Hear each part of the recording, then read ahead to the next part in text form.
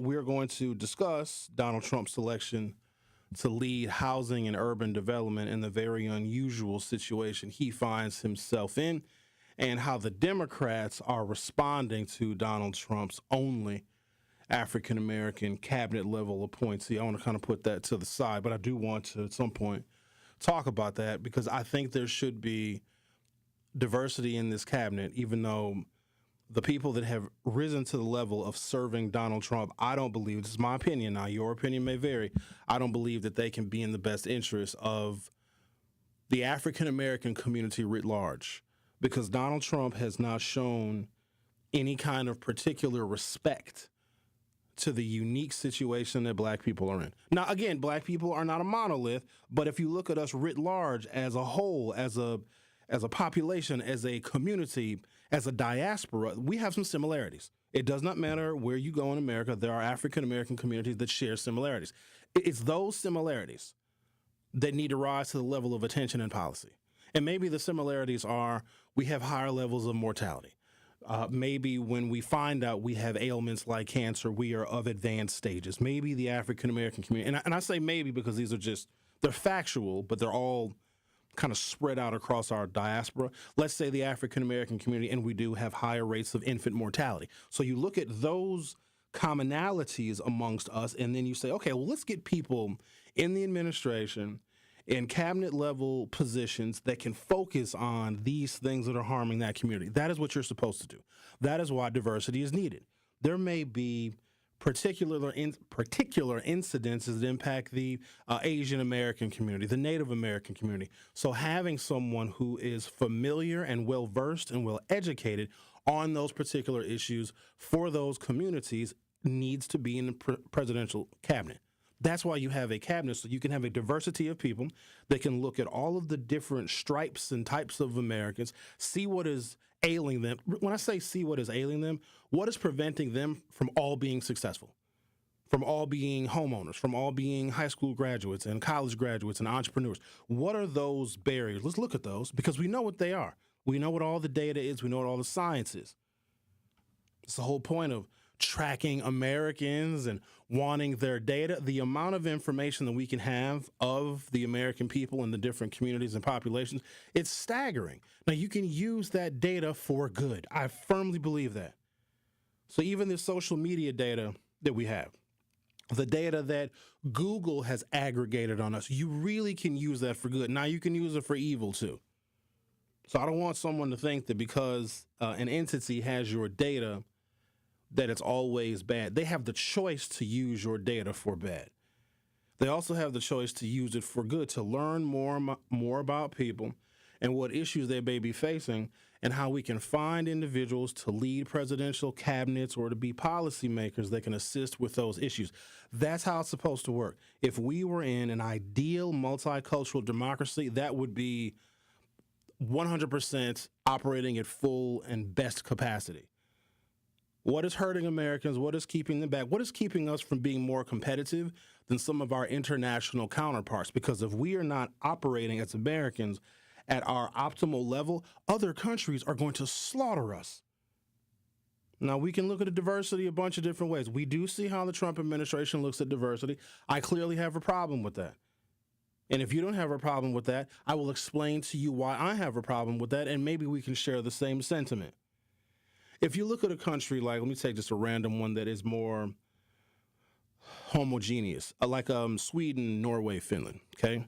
Not a lot of diversity in those countries. Those are probably 95+% Northern European, Caucasian, white countries. They don't have to deal with the issues that arise from diversity and racism and segregation because those countries are so overwhelmingly white. So they can focus on moving their entire populations forward, making sure everybody has healthcare, making sure everyone can go to college for free, because they do that in those countries. And they do that in those countries because when they offer those kinds of services, they're offering them to people that are all the same. They're all the same race, all the same ethnicity. The reason why, I'll just use this as an example, the reason why we don't have universal healthcare in this country is because black people would get it. That has been said publicly on the record for the last 60 years. Lyndon Johnson, when he was on his spree of signing all the civil rights legislation, he was like, oh, well, maybe we should since we're making Medicare, we should make it for everybody. And there were a number of Democratic and Republican senators and members of the House of Representatives that said, don't you dare. Because in knowing things about different populations in this country and knowing what some of the disparities are, you know how to maintain those disparities. African Americans have always had health disparities in this country, either because we haven't had access to it or we don't trust it. Now that's when you bring in the information about the Tuskegee experiment. So we have always had health disparities. So if you want to kill black people and not have to use a hangman's noose, do not provide us health care. I'm going to need you to remember that because this is going to be central to my conversation today. You have to kill us without burning the cross. You have to kill black people. If you don't like black people, and there's a lot of folks that don't, and don't be fooled because somebody is nice to you, they still can hate you because you're black. You have to kill us without it rising to our attention. You have to kill us and make it look like we died naturally, or it was just an incident, or, oh, that's just too bad. That's what they're making it look like. Or when we die prematurely, it's our fault. If you remove resources and education from a community, they will die sooner. If you do not have access to health care, or if you limit transportation options, or if you make it difficult to get a driver's license, more people are going to die. And that is how they are manipulating our population. You don't have to believe me. There's something I've been tracking for, I don't know, since probably the fall. I haven't brought it up on the show yet because, last fall was a whirlwind of activity. Every presidential candidate and their mama was here, and we had all of the things going on, and we had conventions, and that consumed a lot of the oxygen in the room here and across other media. But I still was tracking this thing longitudinally. There was something that I noticed in the fall-ish, late summer of 2024. It's a news story, public health story, something like that. And I've just kind of been watching it and monitoring it. And I said, well, if this ever rises to the level where I see it as an emergency, then I will bring it up on the show. But also, you got to keep in mind at that time that I started tracking this thing, and I'm going to tell you what that thing is on the other side, which means you got to stay tuned. I was expecting Kamala Harris to win. Because if Kamala Harris would have won, then this burgeoning emergency, could have been mitigated. In fact, it would have been mitigated, in my opinion, so quickly because of the priorities of what would have been a Kamala Harris, Tim Walz administration. I never would have had to bring it up. Okay? This was if Kamala Harris and Tim Walz won, this thing that I've been watching and monitoring since late last summer, early last fall, I wouldn't even have to have a discussion on it. Well, Kamala Harris didn't win.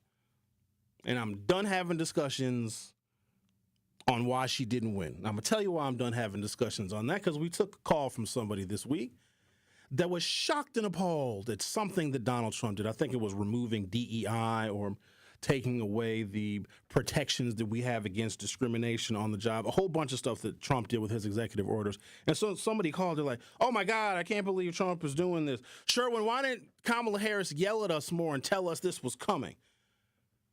And when I heard that, that's when I decided I'm going to table that whole discussion, because it's amazing how now that we are faced with whatever the next few years are going to look like with Donald Trump, people are now saying, oh, Sherwin, Kamala Harris and them should have warned us. They should have yelled at us. They should have screamed at us. They did. Barack Obama did. And y'all got mad at him because you didn't like his tone. Do y'all remember the rants I used to go on when I would hear all of these black men, prominent black men, black members of Congress and black media types? Even Roland Martin sat his big head ass in my studio and said, we didn't like how Obama talked to us. Obama was trying to warn you. And I just found it so ironic that somebody called this week and said, Sherwin, they should have warned us more that Trump was going to do this. We did everything we could. and assembled every voice we could. I just remembered I interviewed Don Cheadle. I love Don Cheadle. He's in the movies, a lot of them.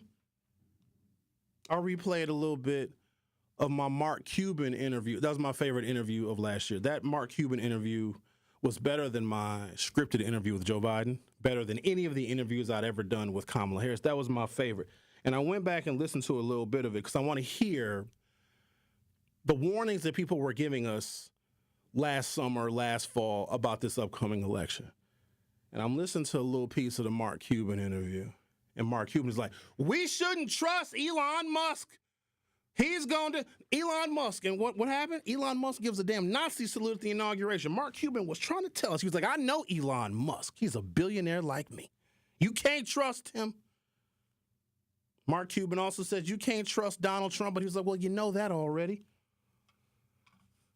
So this thing that I was monitoring last year that I thought would have been eradicated or mitigated to where we wouldn't have to worry about it here, well, it has risen to concern, and so I'm going to share that information with you this morning. But I just want you to have a perspective that there are populations of people in this country that are still not welcome in this land. Now, most Americans, I think we get along with one another. I think we sometimes blow our individual racism out of proportion. I think we do. And whenever there's an incident of it where it's blatant, we always talk about it. We get mad about it. We always say something like, oh, black people need to come together. Stop it. I've had enough of that one, too. But I think for the most part, we blow it out of proportion. But there are people that have a tremendous amount of power and a tremendous amount of influence that do not like non-white populations in this country. And you just have to know that. Like, you just have to understand. You can grapple with it. You can disagree with it. You can be angry about it. But you have to know that there are some people that don't like Native Americans in this country. There's some people that don't like black people. There's some people, clearly there's people that don't like Latinos, Hispanics, and migrants, right? So you got to keep this in mind. And so if you have the ability to have an undue amount of influence over a population that you don't like, you're not going to help them. You're not going to find people that are subject matter experts in the plagues of the black community and make them a central part of your cabinet. You're not going to make them an advisor because you don't care about black people. If you don't care about Latin American people, if you don't care about Asian people, then you're not going to make someone who's an expert on the things that are hampering Asian progress or Latino progress. You're not going to make these people a central part of your administration. Because this is what multicultural democracies are supposed to do. You look at all the different groups and all the different communities. You find subject matter experts on those communities, because no one person can be a subject matter expert on all the different diverse communities. You find somebody that's a subject matter expert on the LGBTQ community because they're dealing with stuff too. And you find somebody that's very educated, very connected to that community, and you bring them into your administration so they can assist you in helping those people. That is what we pay damn taxes for. Why else do you think we're paying taxes? Because if you don't look at it that way, then all your money just goes to rich people and the military. And I want to see it differently. My version and vision of the federal government is one where we help people, because when you help people, you got to worry about them less. If you take resources away from people and you starve them from opportunity, they're going to kill each other. That's the bottom line. Don't make it more complicated than that. When you starve a community, people become desperate. And when someone becomes desperate in a nation where it's easier to get a gun than a job, well, then that brings more problems.